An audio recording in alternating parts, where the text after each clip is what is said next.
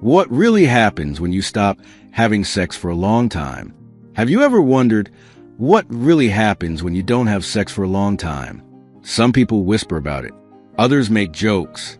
But beneath the humor lies a deep psychological truth. Going without sex doesn't just affect your body. It can shape your emotions, your mind, and even the way you see yourself. Today, we're going to peel back the layers of science and psychology to uncover what really happens when intimacy disappears from your life. And trust me, you'll see yourself or someone you know in this story. Stay with me until the end, because what you're about to hear may completely change the way you think about sex, love, and even loneliness. Let's start with something clear. Sex is not oxygen. You won't die without it. You won't collapse after a few weeks or months. But human beings are wired for connection. And sex, whether through touch, intimacy, or closeness, releases a cocktail of chemicals: dopamine, oxytocin, serotonin. These aren't just pleasure hormones. They are bonding agents. They make us feel safe, seen, and alive. When you suddenly stop having sex for a long time, the first thing that changes is not your body. It's your emotional thermostat. For some people, the world starts to feel a little colder. Stress seems heavier. The warmth of touch fades, and slowly, silence creeps in. Physiologically, the body adapts. In men, testosterone may dip slightly, but it won't disappear. Erections might become less frequent, but the body finds other ways to regulate itself. In women, vaginal tissues may become less elastic over time, but the body's resilient, and things like exercise, diet, and even self-care can compensate. But here's the real secret. The body isn't more than a lack of sex. It's more than a lack of stimulation, closeness, and novelty. Think of it like music. You don't need music to survive. But imagine living years without ever hearing a melody, a rhythm, a song that stirs your heart. You'd survive, but would you feel fully alive? Now here's where things get interesting. Psychologists have found that people who go without sex for a long time may start to experience increased stress and irritability because the natural stress-relieving chemicals from intimacy are missing. Loneliness and self-doubt, sometimes wondering, is there something wrong with me?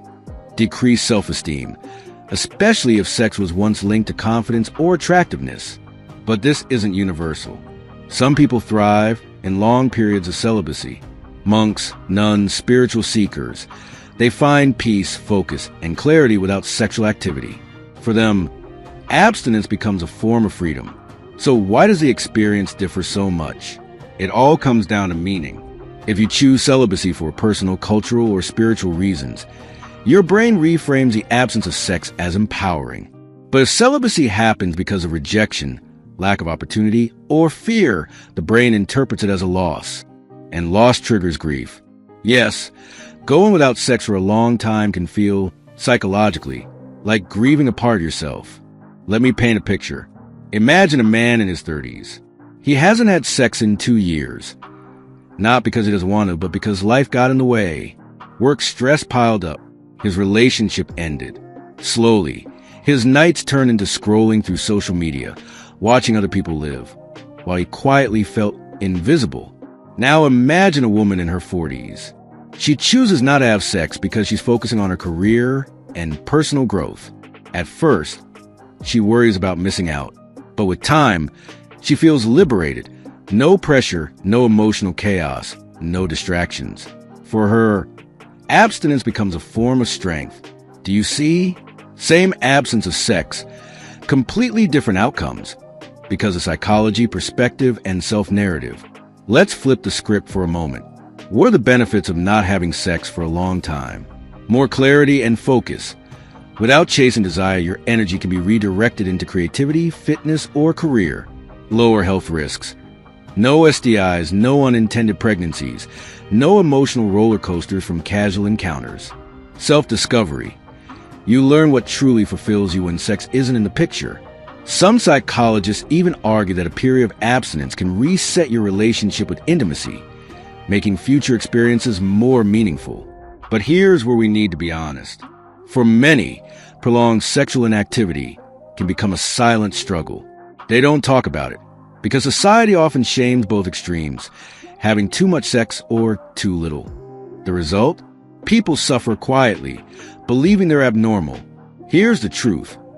You are not broken if you go without sex. But if it starts affecting your mood, your sleep, your relationships, or your self-worth, it's a sign that what you really crave isn't just sex, it's connection. And connection doesn't always mean intimacy in the bedroom. It can mean deep conversations, hugging a friend, laughing until your stomach hurts, or even cuddling your pet. The body craves touch. The soul craves recognition. That's the real missing piece. Let's briefly compare. Men often report frustration, irritability, and even shame after long dry spells, especially if they tie masculinity to sexual activity. Some may overcompensate with work, gym, or distractions. Women sometimes experience decreased self-esteem or worry about aging and attractiveness.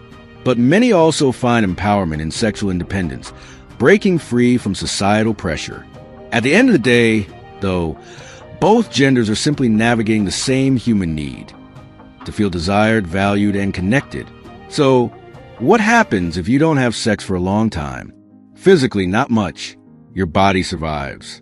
Psychologically, everything depends on the story you tell yourself. If you see it as deprivation, it feels like loneliness, frustration, even rejection. If you see it as choice, it feels like empowerment, clarity, and peace.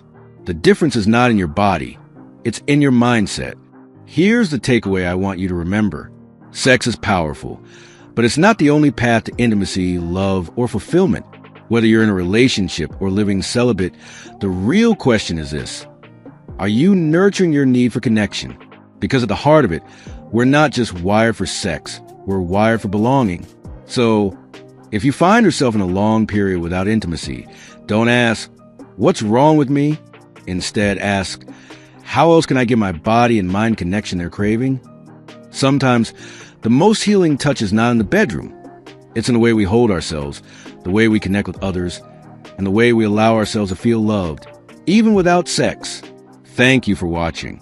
If this video resonated with you, share it with someone who needs to hear it. And remember, your worth is never defined by your sexual activity.